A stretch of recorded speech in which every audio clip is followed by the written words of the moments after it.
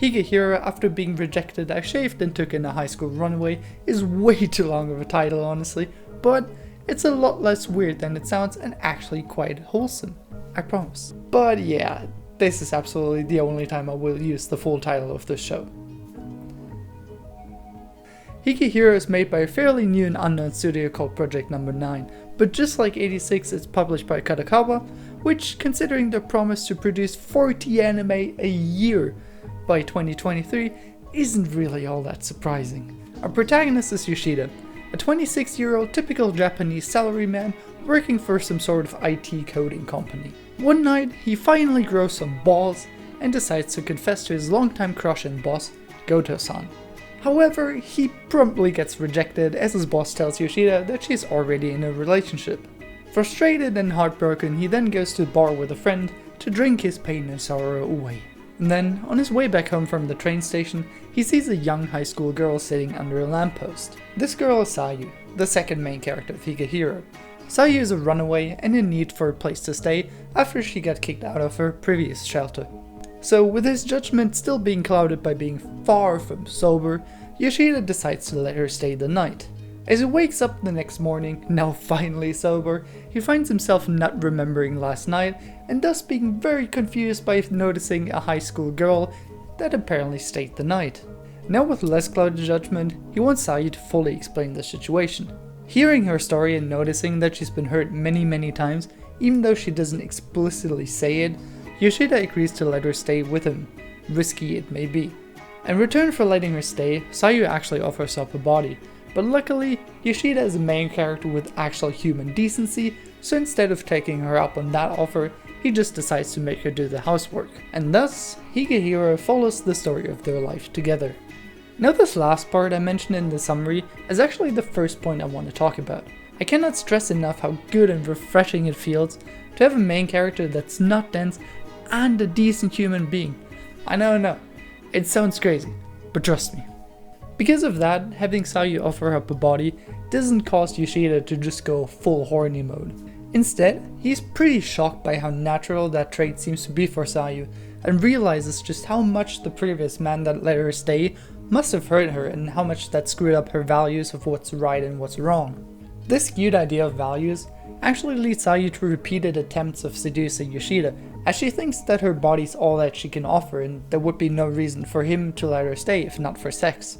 But being the nice guy that he is, Yoshida wants Sayu to be more like a normal teenage girl and is quite content with just having her do the housework, which he always points out as he shuts down her attempted seductions while also saying that he's into older girls anyway. But Yoshida isn't some idealistic dude who doesn't think twice about taking in a minor either. Yoshida is quite aware of the risks it poses if the police were to find out about him living with an underage girl. But despite this risk, he cannot bring himself to kick her out because he knows that if he kicks her out, Sayu has to rely on definitely not nice and decent guys for shelter again. So in the end, his desire to protect this girl overrule the potential risks, and he starts to see himself as sort of a father or brother figure to Sayu.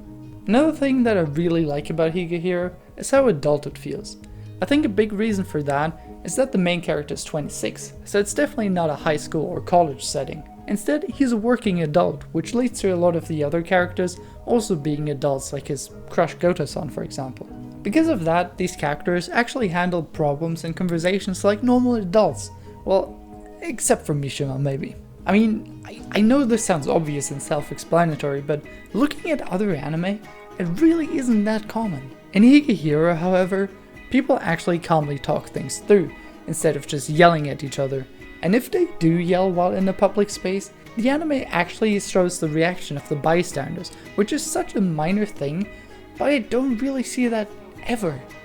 But it's not just the factual adults that behave like this, because while she may still be a minor, Sayu had to mature at an unnatural pace during a 6-month journey from Hokkaido to Tokyo, meaning she too isn't some whiny cliché high school girl, but can behave like a grown-up. Yet, she's also still innocent and childish in other ways, because as I said, her maturing was very unnatural and also unhealthy, and the show does a very good job at portraying this fine line between adult-like and childish behavior. What I also really like about the show is that because of the way people talk to each other by actually listening to what the other person says, There's never any dumb misunderstanding that gets dragged on for multiple episodes.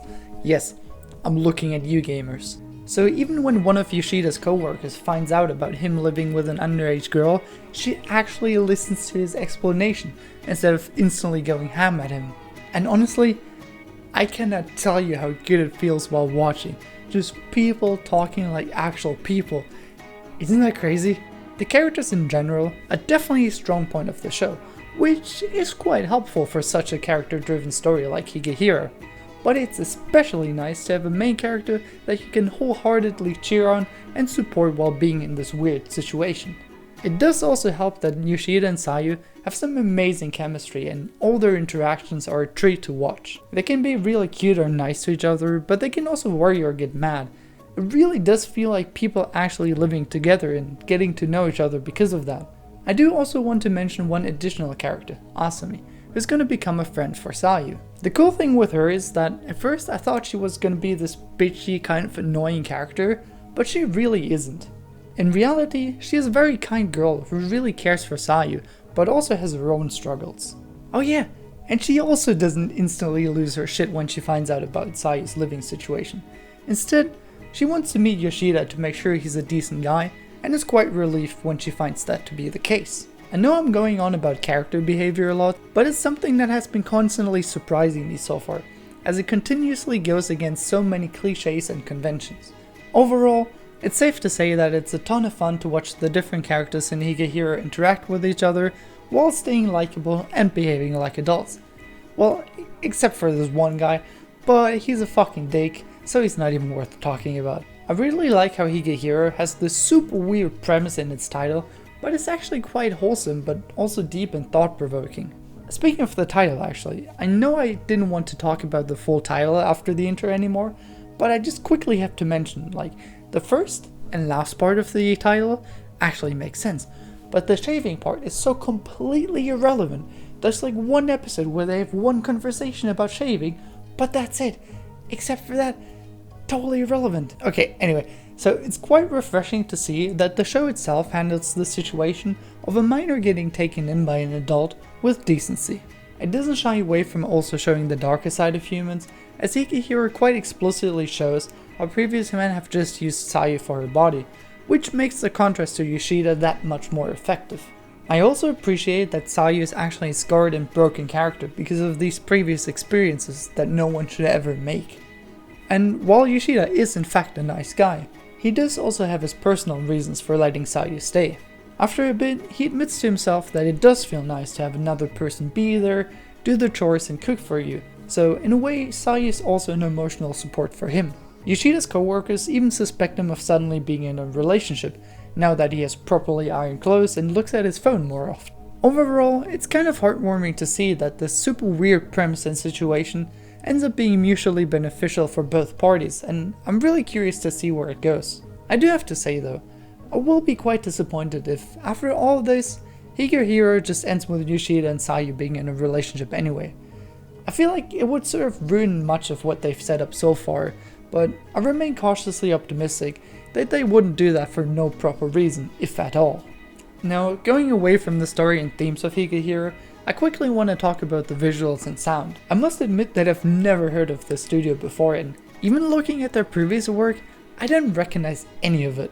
And well, to be honest, the animations are nothing groundbreaking or even amazing, but considering that it's a slice of life show, it really doesn't matter that much. Personally, I'd say that in a slice of life show, the art style itself is more important than the animations, as the show usually wants you to like their characters in some way. Having a quick look at the original light novel art shows that the anime adaptations stay pretty faithful to the original art style, which in this case I would definitely say is a positive. In my humble opinion, the art style is very nice and not quite as generic as the standard light novel art style. I especially love the way the eyes are drawn in this art style, as they're always so expressive and full of life. The backgrounds are pretty solid as well, but there's some proper janky CGI usage, which isn't too uncommon, but come on, there must have been a nicer way to do this car, for example.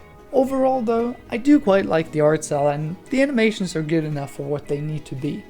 Alright, so you might know that this current anime season is pretty damn stacked, but not only are the shows themselves good, no, The openings are all bangers as well. Higehiro's opening is a bit of a standard slice of life romance style opening, but it's a very good rendition of that formula. It's a nice upbeat song with good vocals, and supported by fitting visuals that also transport the vibe of the show. So you might have already guessed so much, but I'm really enjoying this anime so far, and I can definitely recommend it to anyone who's vaguely into slice of life and doesn't mind deeper topics being covered as well.